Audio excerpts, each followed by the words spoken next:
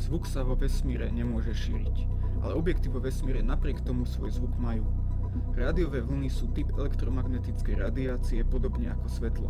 Tieto vlny nevidíme ani nepočujeme, až kým nie sú zachytené zariadeniami, ako je napríklad rádio, a následne transformované na zvukové vlny reproduktorom. Tu je niekoľko zaujímavých zvukov priamo od vesmírnych telies. Mohutný rev planetárnej hmloviny Helix Nebula. Tajomné kvílenie supermasívnej čiernej diery.